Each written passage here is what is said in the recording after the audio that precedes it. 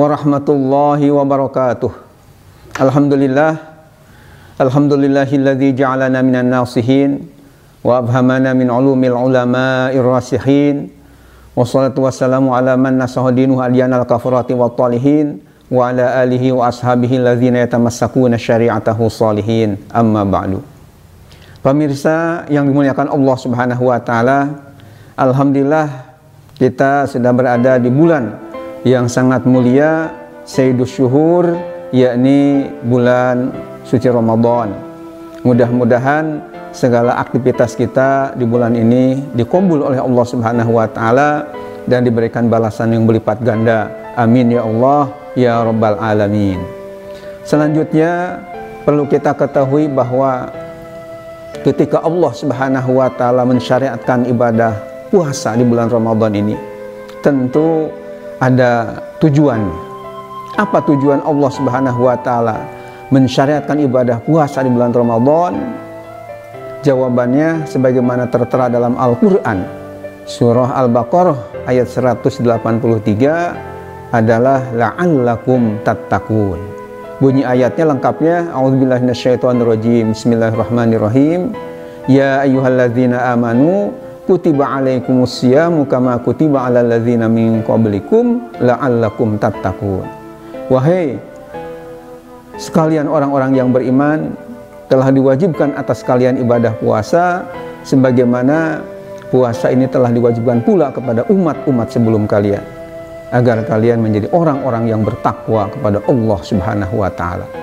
Jadi berdasarkan ayat Al-Qur'an surah Al-Baqarah ayat 183 ini jelas kita pahami bahwa tujuan Allah Subhanahu wa taala mensyariatkan ibadah puasa adalah supaya kita umat Islam ini mampu meningkatkan kualitas ketakwaannya kepada Allah.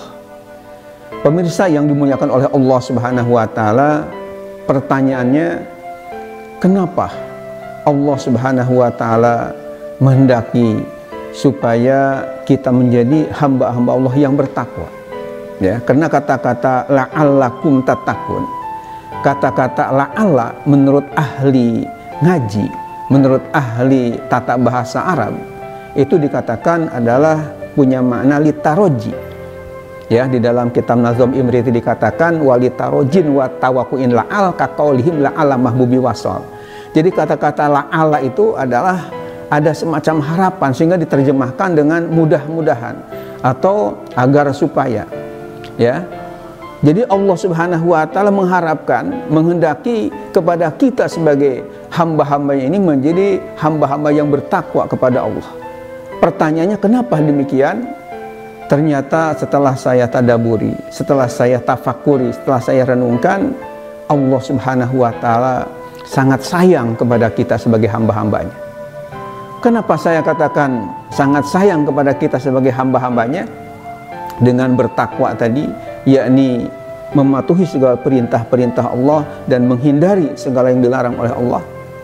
Karena ketika kita menjadi hamba-hamba Allah yang bertakwa kepadanya, insya Allah kita akan mendapat maziyat, yakni keistimewaan-keistimewaan, fadail, bermacam-macam keutamaan yang kita akan raih. Minimal ketika kita hidup bertakwa kepada Allah, ada 3 hal yang kita akan raih. Yang 3 hal itu, yang pertama, hidup ini akan bermakna, hidup ini akan mulia. Ini berdasarkan firman Allah dalam Al-Quran surah Al-Hujurat ayat 13. Di situ ada penggalan ayat yang berbunyi, Inna akramakum indallahi atqakum. Sungguh orang yang paling mulia di antara kalian adalah orang yang paling bertakwa kepada Allah Subhanahu wa taala. Jadi ketika kita hidup ini selalu bertakwa kepada Allah, maka kita akan menjadi orang yang mulia, kita akan menjadi orang yang terhormat, dan hidup ini betul-betul bermakna. Ini yang pertama. Kemudian kelebihan dan keistimewaan yang kedua, ketika kita hidup bertakwa kepada Allah, maka segala kerumitan-kerumitan dalam hidup kita, Allah Subhanahu wa taala akan berikan jalan keluar, akan berikan solusi. Bahkan rizki kita akan dimudahkan oleh Allah Subhanahu wa taala. Hal ini Allah sudah tegaskan dalam Al-Qur'an surah At-Tolak ayat 2 dan 3, yakni wa may yattaqillaha yaj'al lahu makhraja wa yarzuqhu min haitsu la yahtasib. Yang artinya, dan barang siapa yang bertakwa kepada Allah, niscaya Allah akan jadikan baginya makhraja, jalan keluar, solusi dari segala kesulitan hidupnya. Bahkan Allah tambahkan firman-Nya wa yarzuqhu min haitsu la yahtasib, dan Allah pun akan memberikan rizki kepadanya yang ia sendiri tidak menduga-duga sebelumnya. Jadi oleh Allah akan dipermudah rizkinya dan diberikan solusi segala kesulitan hidupnya berkat ketakwaannya kepada Allah. Ini maziyah, keistimewaan yang kedua bagi orang yang bertakwa. Kemudian yang terakhir, yang ketiga adalah ketika kita nanti di yaumil kiamah, ya, akan dibagi dua kelompok. Karena kita nanti di akhirat itu manusia ini akan dibagi dua barisan, dua golongan, dua kelompok, yang dimana penjelasan terbaginya dua kelompok ini adalah berdasarkan firman Allah dalam Al-Quran surah Asy-Syura ayat 7.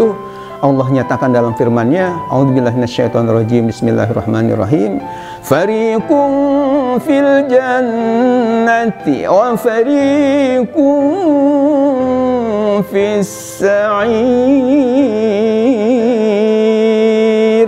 Fariqun fil jannah, satu kelompok akan ada yang menjadi ahli syurganya Allah, yang penuh, tentunya penuh dengan kenikmatan-kenikmatan di dalamnya.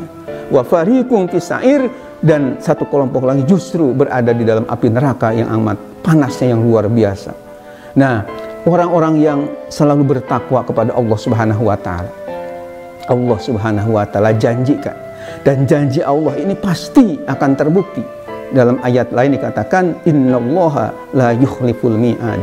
Sungguh Allah tidak akan menyalahi akan janjinya. Kalau janji manusia biasanya ya banyak yang meleset. Tapi Allah Subhanahu wa taala ketika berjanji kepada hambanya pasti akan terbukti. Apa yang Allah janjikan? Allah janjikan bagi orang yang selalu bertakwa ketika hidupnya di dunia yang temporer ini, Allah nanti akan masukkan mereka ke dalam surganya yang penuh dengan kenikmatan. Tentang dalilnya bahwa orang yang bertakwa di dunia, di akhiratnya akan menjadi ahli surganya Allah, kita bisa baca dalam Al-Quran surah Ali Imran ayat 133. Surah Ali Imran. Ada yang mengatakan surah Al Imran. Ini tentu keliru ya. Jadi yang tepat, yang sahih, yang valid adalah surah Ali Imran, keluarga Imran. Jadi dalam surah Ali Imran ayat 133 Allah nyatakan, a'udzubillahi minasyaitonirrajim, wasari'u ila maghfiratin mir rabbikum wa jannah wa jannatin arduhas samawati wal ardu uiddat lil muttaqin. Yang artinya, dan hendaklah kalian bergegas untuk meraih magfirah, ampunan dari Tuhan kalian, wa jannah, dan surga, arduhas samawati wal ardu, yang luasnya surga itu bagikan 7 lapis langit dan bumi. Untuk siapa? Uiddat lil muttaqin, disiapkan surga itu lil muttaqin, untuk orang-orang yang bertakwa kepada Allah Subhanahu wa taala. Jadi dengan ayat ini jelas sekali bahwa orang yang hidupnya bertakwa kepada Allah di akhiratnya kelak akan dijauhkan dari azab api neraka, justru dia akan dimasukkan ke dalam surga yang penuh dengan kenikmatan.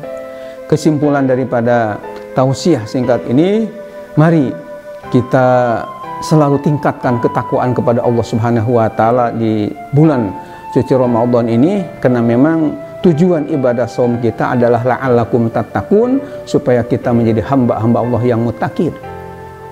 Kenapa? Karena Allah sayang kepada kita.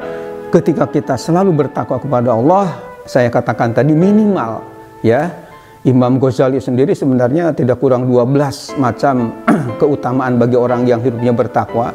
Cuma yang pokok daripada yang 12 tadi itu minimal ada 3 hal yang kita akan raih.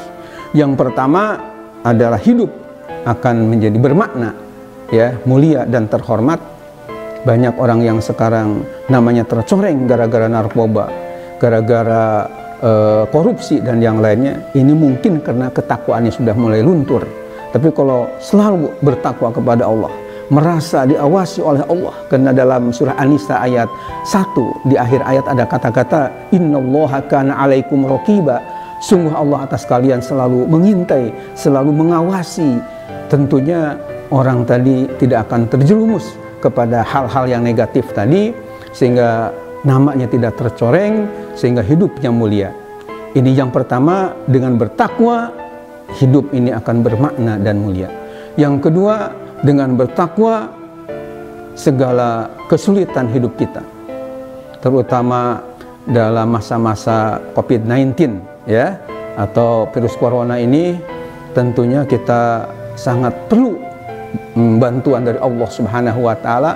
Nah, sesuai dengan janjinya tadi, bagi orang yang selalu bertakwa, Allah akan berikan jalan keluar dan Allah akan memberikan rizki kepadanya yang ia sendiri tidak menduga-duga sebelumnya. Dan yang ketiga, nanti di akhirat kelak, insya Allah kita akan menjadi orang-orang yang mendapatkan balasan surga Jannatun Na'im, yang tentunya sangat kita incar-incar, sangat kita harapkan, karena tidak mau masuk neraka dan kita inginnya masuk ke dalam surga, bahkan kalau bisa bighairi hisab, tanpa dihisab lagi. Amin amin ya Allah ya rabbal alamin. Mudah-mudahan tausiah singkat ini bisa dipahami dan dicerna oleh seluruh pemirsa, dan mudah-mudahan kita termasuk orang-orang yang najihin, orang-orang yang sukses di dalam bulan suci Ramadan ini. Terima kasih atas segala perhatian dan mohon maaf atas segala kehilapan dan kekurangan. Wallahu muwaffiq ila aqwamit thoriq. Wassalamualaikum warahmatullahi wabarakatuh.